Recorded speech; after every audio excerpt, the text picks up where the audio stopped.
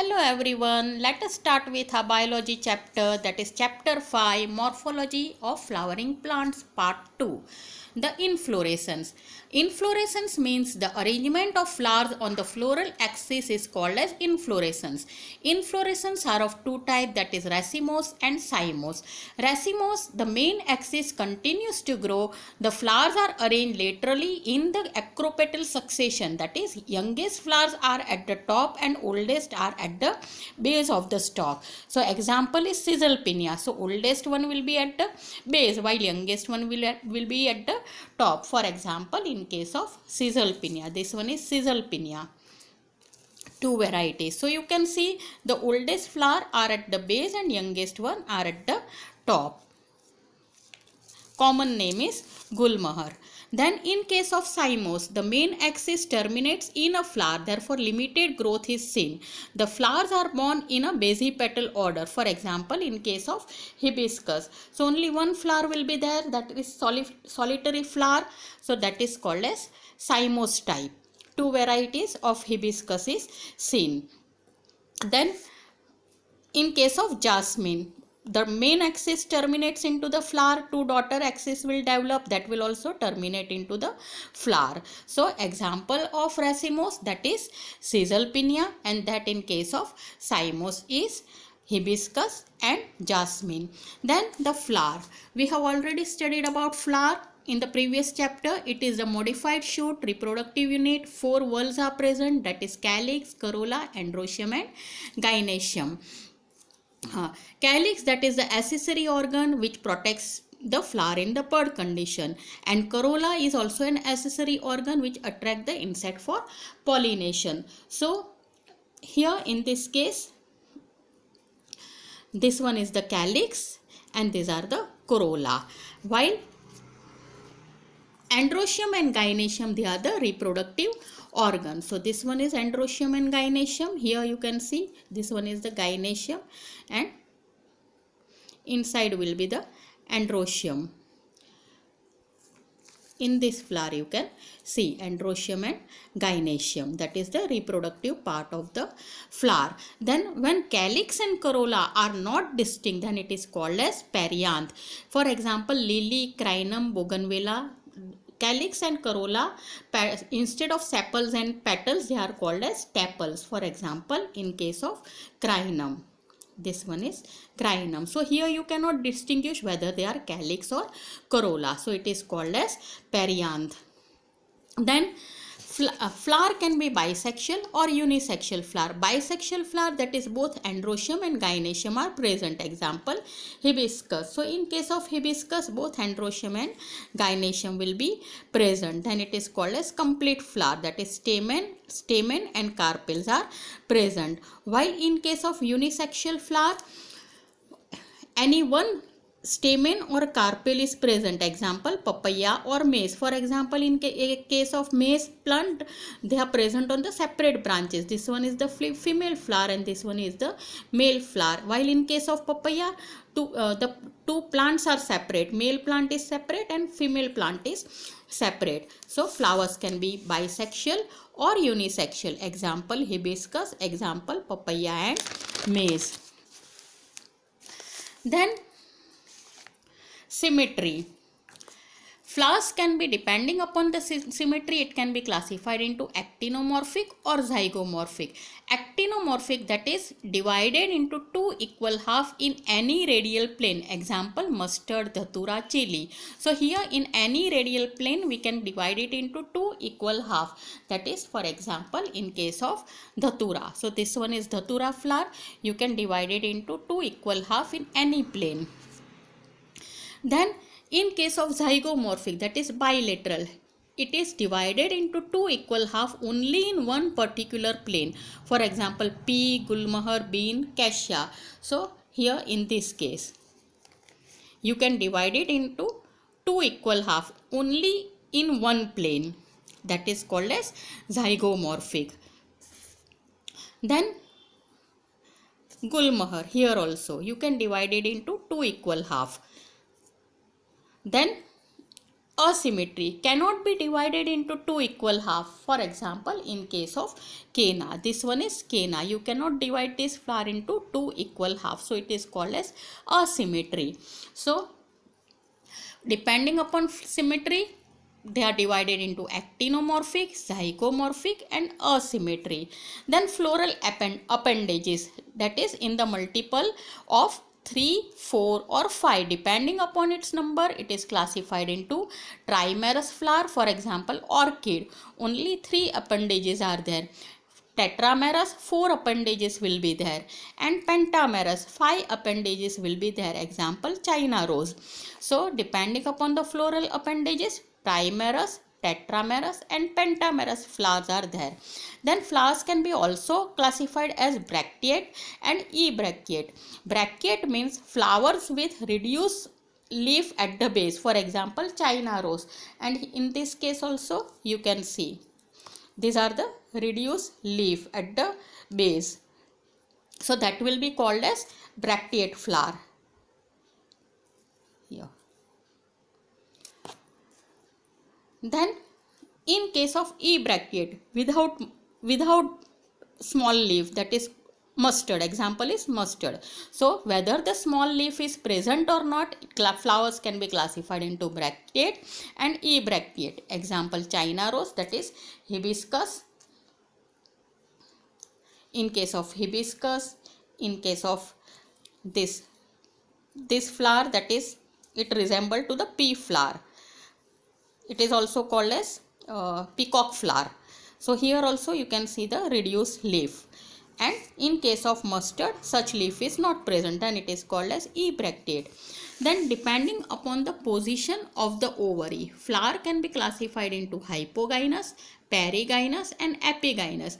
Hypogynous, gynoecium is in the highest position, so other parts are below it. Ovary is said to be superior. Example, mustard, China rose, brinjal. So ovary is said to be superior at the highest position and other parts will be below it. Example, brinjal.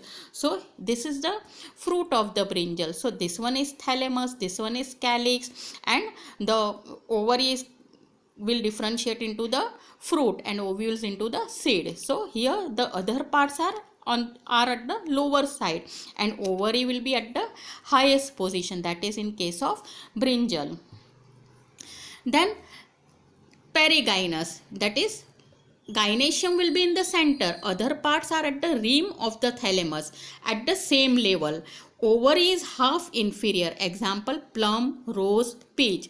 So here the other parts are at the rim and ovary is half inferior. For example, in case of rose, here you can see the other parts are at the rim.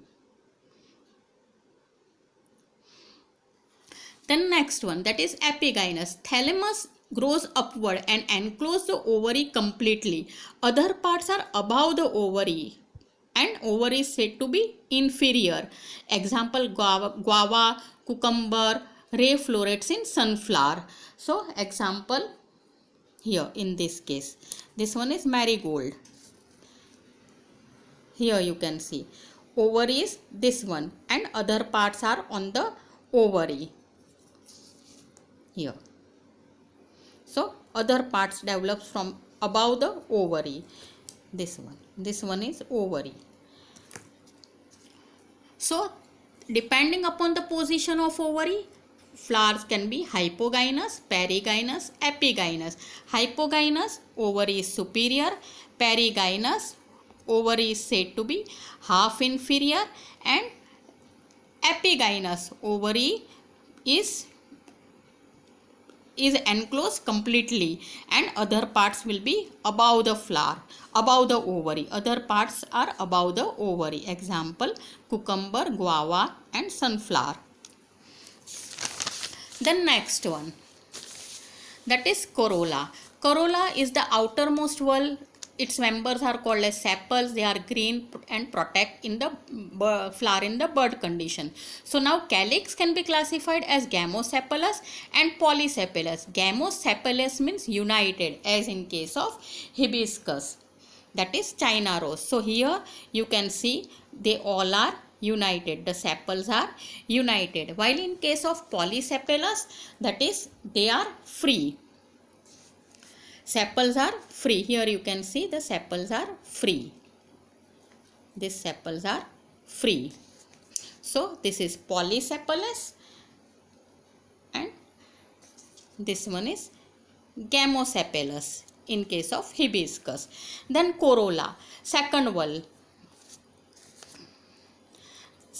Members are called as petals, brightly colored to attract the insect for pollination. Again, they can be classified as gamopetalous and polypetalous. Gamopetalous, that is united in case of dhatura. So here in dhatura you can see the corolla, they are united, petals are united, and polypetalous, the petals are free. For example, in case of rose, they all are free, petals are free. So gamopetalous, polypetalous, united in case of dhatura, free in case of rose.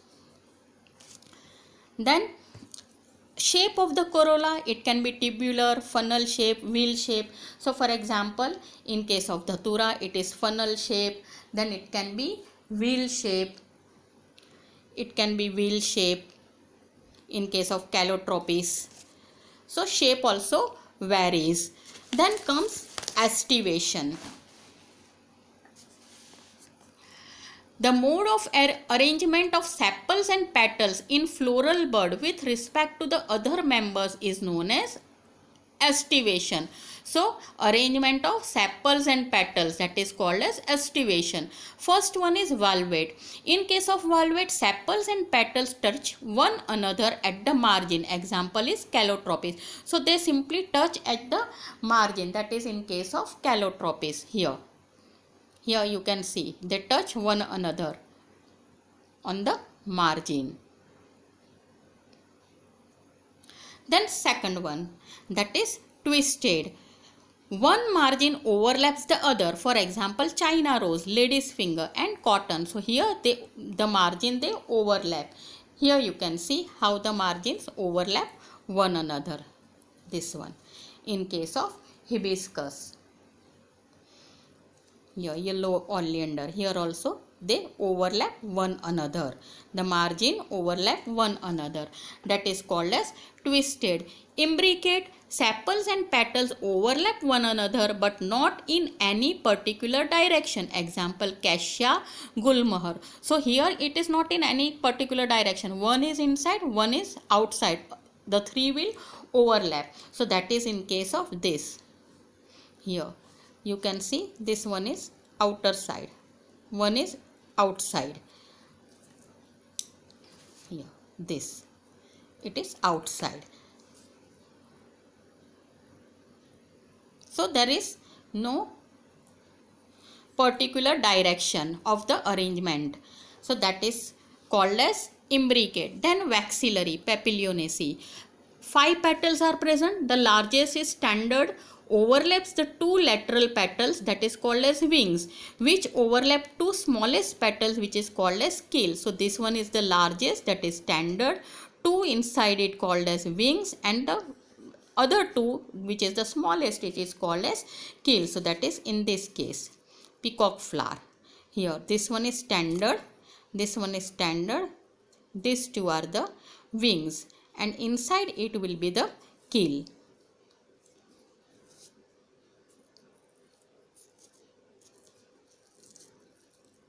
See, standard, wings, and keel will be inside this.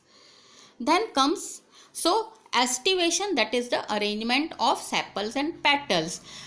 Examples are valvate in case of calotropis, twisted in case of China rose, then imbricate in case of cassia, gulmohar, vexillary in case of pea plant.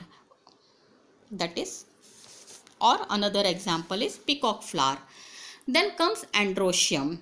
Androecium, that is the unit is called as stamen. It is having stalk, filament and anther, and anther is bilobe. Each lobe will be having two chambers, so anther is bilobe, and again this each lobe will be having two chamber, which is called as pollen sac, and inside the pollen sac pollen grain will be produced.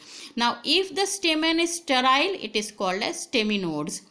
Now again, stamens, they can be of two type, epipetalous or epiphyllous. Epipetalous, that is stamens are attached to the petals, example brinjal and dhatura. So here you can see the stamens are attached, they are attached to the corolla. So it is called as epipetalous. While epiphyllous, stamens are attached to the perianth, example lily and crinum. So here you can see stamens are attached here in case of perianth, crinum, epiphyllous. Then stamens can be again classified whether they are free, then it is called as polyandrous, and if they are attached, then united, then again it is classified into monodelphous, diadelphous and polydelphous. So monodelphous, only one bunch is there, example in case of China rose. So in case of China rose, there will be only a single bunch here, only single bunch is there. Then diadelphous, that is pea, in case of pea plant, or in this case that is peacock flower. So here you can see two bunches, 9 plus 1, 9 together and 1 is separate. So that is diadelphous, two groups are formed. Then polydelphous, that is more than two groups, example is citrus. So stamen can be free or they can be united. If they are united, again monodelphous, example China rose, diadelphous in case of pea, and polydelphous in case of citrus, if more groups are there. Then in case of salvia and mustard, variation in the length of filament within a flower is seen. So in a single flower you can see the length is different of the stamen. Examples are salvia and mustard. Then gynoecium, female reproductive part. Now its units are called as carpel, and the three parts are ovary, stigma and style. So ovary, stigma and style. Ovary is the basal part, bears one or more ovules attached to the placenta. So the ovary is having ovules which are attached to the placenta. Stigma, it is the tip and receptive surface for the pollen grains, while style will connect stigma and ovary. Now again carpels can be free or can be fused. If they are free, it is, example is lotus and rose, it is called as apocarpus. So in case of rose, you can see they all are free here, free from one another. While fused, it is called as syncarpus, example mustard, tomato, dhatura. So in case of dhatura, it is fused here, this one, it is fused, it is bicarpellary and it is fused, two carpels are fused together. So carpels can be free as in case of rose, and can be fused called as syncarpus in case of dhatura. Hibiscus also it is fused. So these 5 are syn which are fused together, that is syncarpus. So after fertilization, ovules will develop into seed and ovary will develop into fruit. Thank you.